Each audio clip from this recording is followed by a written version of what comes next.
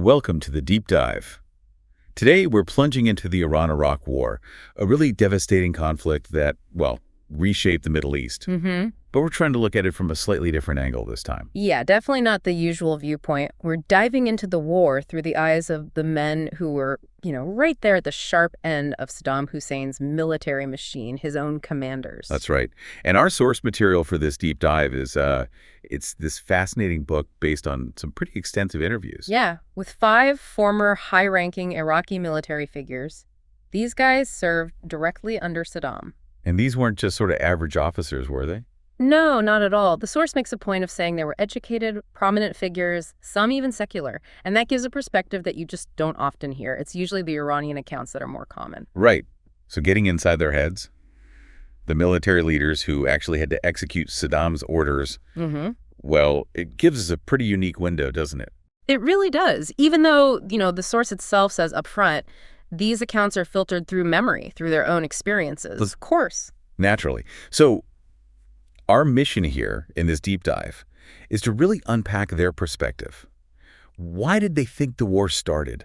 What did they understand Saddam's goals to be? Exactly. And what does their firsthand account, all the chaos, the blunders they describe on the Iraqi side, what does that teach us about leadership, about war itself, and, well, the human cost of it all? We'll try to unpack what went wrong and maybe what surprisingly went right from their, limited viewpoint, and what this often overlooked part of the story adds to the whole complex history of this war. Yeah, should be interesting. Okay, let's unpack this then. So the source gets off by saying that even though the war's been over for decades, there are still these hidden dimensions, especially when you look from the Iraqi side. Absolutely. And the commanders interviewed, they point to the familiar sort of complex drivers, deep geopolitical rivalries, religious differences, ethnic tensions that were just simmering between Iran and Iraq for a long time. And the source highlights one particular perspective from Fake Abdullah Sheikh Ali.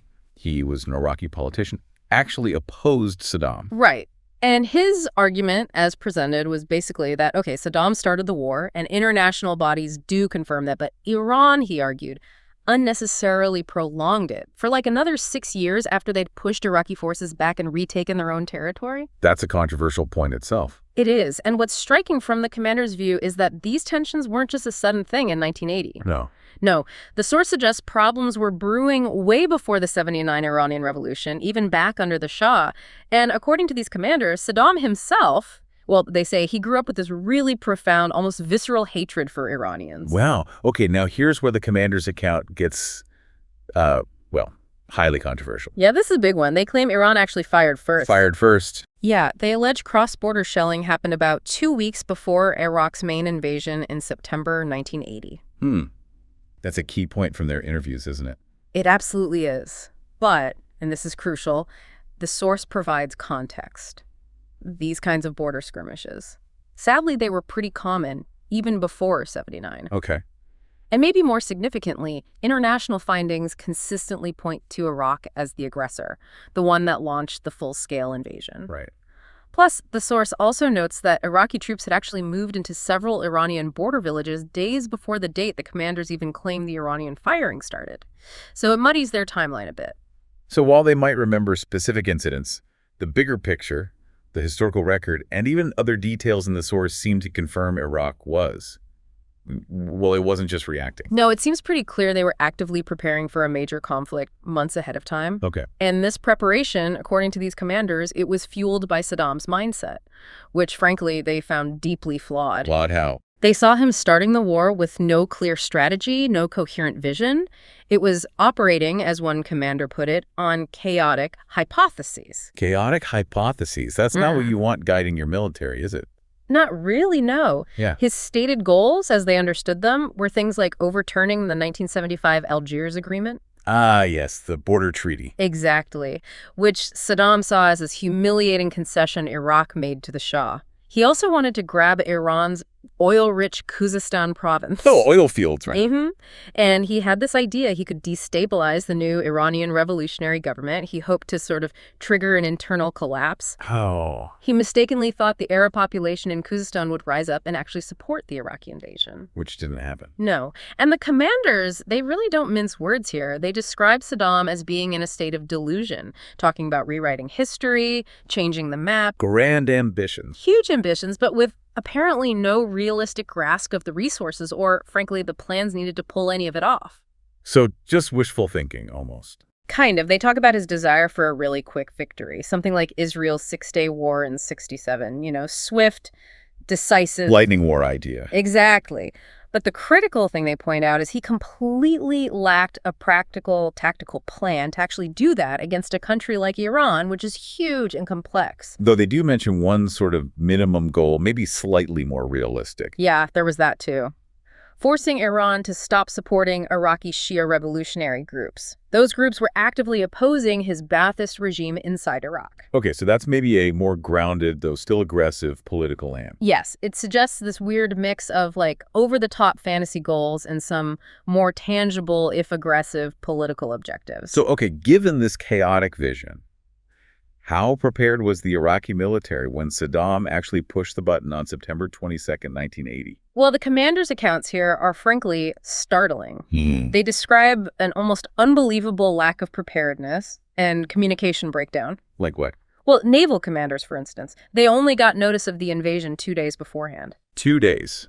For a massive invasion. 2 days, and even other high-ranking commanders were apparently often in the dark until just days before the attack. That just sounds like, well, a recipe for total chaos right from the start. It absolutely was. And the source details the immediate consequences. 2 key Iraqi gunboats, literally stuck under repair on day 1, stranded, couldn't do anything. Oh, wow. Air Force pilots, often untrained for the specific missions they were suddenly given. Many flight crews apparently thought the initial orders were just for a drill, not the real thing. Seriously, a drill? That's what they recount. And maybe most bafflingly, critical orders just weren't even sent to some key squadrons. So aircraft that should have been a part of the initial wave, they never even took off. It paints a picture of just organizational collapse before the war even properly began. Pretty much. The whole operational picture was chaos from minute 1. The Navy, instead of attacking, immediately went defensive. It's just not ready, it seems. Initial Air Force strikes were described as messy, uncoordinated, largely useless. Ground forces attacked from different points with no support for each other. And according to the commanders, with this completely unrealistic initial goal of conquering all of Iran. All of Iran. That's ambitious. Wildly ambitious. The source emphasizes that by September 24th, so barely 48 hours in, Iraq had effectively lost any real central control over its own military operations. It's honestly hard to imagine launching a major war with that level of internal mess. It really is. And these insights, they come directly from the guys who had to deal with it. The source interviews 5 specific officers, high-ranking guys who lived through it. Right, you mentioned them. Lieutenant General Raed al-Hamdani? Yep. Major General Mathur al-Ubaidi, Major General Al-Aidan al-Khamas, Lieutenant General Ubad al-Kaabi, and Major General Alwan al-Abusi. And their accounts, they really point to a deeply flawed leadership structure under Saddam, don't they? Oh, absolutely. They talk about Saddam's initial approach, basically prioritizing loyalty to his Ba'ath party, the ruling political party, right, over actual military competence when he was making promotions. So putting political loyalists in charge instead of experienced soldiers? Exactly.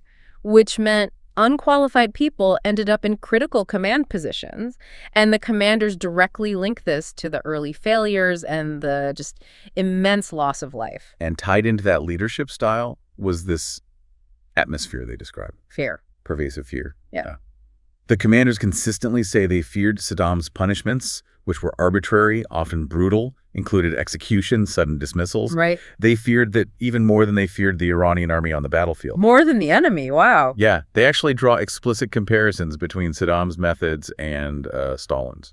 That's quite a comparison. So how did they see Saddam's personality overall? It's complex, according to them. Sometimes they saw flashes of shrewdness, but other times profound ignorance. But the consistent theme is that strategically he was just wrong most of the time. Huh. One commander called him a puzzle. Said he wasn't entirely evil, maybe, but the bad parts of his leadership just vastly outweighed any good. Often driven more by impulse than actual intellect, it seems. But the source does note, Yeah. he wasn't totally incapable of learning. That's a key point, yeah.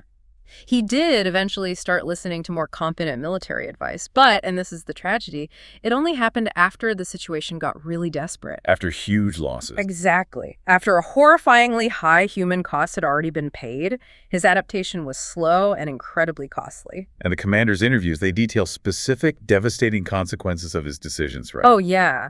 They talk about officers being executed after battlefield defeats, like the loss of the city of Khorramshahr early on, a crucial battle. Officers executed for the loss. And then later, Saddam apparently declared those exact same executed officers martyrs. what? That's perverse. It highlights the completely unpredictable and frankly cruel nature of his command structure. The source also mentioned purges, around 82, 83. Yes. Saddam tried to consolidate control, rely on a smaller group of so-called professionals. But the problem was many of these guys, like his own son-in-law Hussein Kamel, well, the experienced commanders saw them mostly as flatterers, people who lacked real military education or understanding. Just yes men, basically. Pretty much. And furthermore, the commanders point out how Saddam's early actions actively alienated potential allies. Remember, he thought the Khuzestan Arabs would support him? Right, the liberator idea. Well, by executing their local leaders early in the invasion, he achieved the exact opposite. He pushed many young Khuzestan Arabs to actively fight against Iraq. A massive miscalculation. Huge. And he apparently miscalculated support from Iranian Kurds, too. Then, layered on top of all this, was that culture of fear we mentioned. It meant information got heavily filtered as it went up the chain of command. Bad news didn't travel well. Accurate, unvarnished reports often just didn't reach Saddam. So he was making decisions based on incomplete or even wrong information. It certainly seems that way, leaving him with an inaccurate picture of what was really happening on the ground. Okay, so the war grinds on. It becomes this war of attrition. What challenges did Iraq face then? Well, the commanders talk about Iraq having to basically double its troop numbers midway through the war. Doubling the army. Yeah, which meant not really, and it led to severe Iraqi naval losses early on. There was Operation Morvarid in late 1980. Iraq lost 4 missile boats. That essentially neutralized their navy for pretty much the rest of the war. So a major strategic blunder. Seems like it. Meanwhile, the Iraqi Air Force, which was initially weak, did get rebuilt, but they relied heavily on outside help buying advanced jets from France, the USSR. And Iran. Iran had this aging fleet of American F-14 Tomcats left over from the Shah. Good planes, but they increasingly needed smuggled parts just to keep flying, so their air power became less sustainable over time. Let's talk about intelligence. Yeah. You said they had problems there. Initially, yeah. They were shockingly unprepared regarding Iran. It sounds incredible, but their main intelligence focus before the war had mostly been on Israel. Israel. Not their massive neighbor they were about to invade. Apparently so. They had very few Persian speakers capable of actually gathering intel on Iran. But that seems like a massive oversight. It really does. The source gives the stark contrast. Like 20 Iraqi intelligence experts focused on Israel just before the war, and only one single Persian speaker assigned to gather intel on Iran. One person. Wow. A huge blind spot. Now, their intelligence capabilities did improve over the course of the war. They got help from groups like the MEK. The Iranian opposition group. Right, the People's Mujahideen of Iran, and apparently even help from the Soviet KGB at times. And there was that interesting bit about Iranian communications early on. Oh, yeah, fascinating detail. The commanders recount how, at the start, sensitive Iranian military messages were often sent completely in the clear, unencrypted. Just open for anyone to listen. Basically, yeah. Okay. Which obviously gave Iraq a huge advantage for a while, but that changed drastically pretty quickly. What happened? An Iraqi spokesperson apparently got careless and foolishly boasted about listening in during a public interview. Big oops. Iran immediately implemented encryption protocols after that. Though the source says Iraq did maintain some edge later because they eventually got hold of better encryption machines. Okay, so intelligence improved. But didn't the commanders also say they were still surprised by major Iranian operations? Right. Like the capture of the Fa Peninsula? Yes, they did, which raises that exact question. If intel got better, why the surprises? So what was their explanation? They mainly attribute it to a lack of coordination within the Iranian forces themselves. Lack of coordination on the Iranian side. Yeah. They explain the different Iranian branches, like the regular army, the Artesh, and the Sepah, the Revolutionary Guard. Which was formed after the revolution, right? Exactly, formed after 79, partly for internal security initially, but became a major military force. These different groups often operated quite independently, sometimes launching major offensives without fully coordinating with each other. Huh. So Iraqi intelligence might pick up on what, say, the Iranian army was doing, but they couldn't see the whole picture because the Sepah might be planning something completely separate, and even other Iranian commanders didn't know the full plan. That's exactly the explanation they give. The Sepah surprise attack that captured Fa in 1986 is the key example they use. Interesting. It adds another layer of complexity. Definitely. The commanders also talk about the deception battles that went on, like around retaking Fa later in the war. Both sides were apparently engaged in these elaborate feints, trying to misdirect the other's attention, often trying to make the enemy think the main attack was coming towards the southern city of Basra. A real cat-and-mouse game. Mm-hmm. And of course, we can't forget external support. That played a massive role. Iraq, you mean? For Iraq, yes. Yeah. They received significant weaponry from both the U.S. and the USSR, strangely enough. And the source highlights that in the later years, U.S. satellite imagery was crucial for Iraq. Providing intelligence. Yeah, intelligence that allowed Iraq to track large Iranian troop movements. A big advantage. But that relationship with the U.S. wasn't entirely smooth, was it? No, the source notes friction there, too. Iraq apparently grew quite suspicious of the U.S. after the Iran-Contra affair came to light. Right, the U.S. secretly selling arms to Iran. Exactly, selling arms to their enemy while also giving them intel. It understandably made Iraq question U.S. motives and trustworthiness. Okay, let's maybe bring it back to some of those individual commander perspectives. Yeah. Lieutenant General Hamdani, for instance. He talked about Khorramshahr, right, the early loss. Yes, very vividly. He blamed that disaster squarely on the Iraqi command's inexperience at the time, and particularly the catastrophic decision to leave only a small, totally insufficient force defending the city. And he mentioned the sheer numbers they faced. He did. He estimated the Iranian forces attacking Khorramshahr were maybe 10 times larger than the Iraqi defenders, and composed of highly motivated troops, Pasdaran and Basij militia. 10 times larger. Yeah, but he also paints this picture of Iran's own logistical challenges. He uses this really stark analogy, comparing how Iranian troops moved and carried their supplies to stories about how North Koreans supposedly crossed minefields. Meaning just willing to accept immense casualties, endure incredible hardship just to keep pushing forward, carrying supplies on their backs, human wave-style attacks at times. It's a brutal image. It really is. It highlights both the Iraqi failures and the kind of intense, almost fanatical resistance they were up against as they saw it. Exactly. And that overall view from the commanders, it just consistently circles back to Saddam, his character, his decisions, and his fundamental role in those disastrous early years of the war. They really see him as the central figure behind the chaos. Very much so. The driving force behind the poor planning, the fear, the costly mistakes that really defined that whole initial phase of the conflict from their perspective. So, okay, stepping back. What is diving into this perspective, this internal story from the aggressor's military?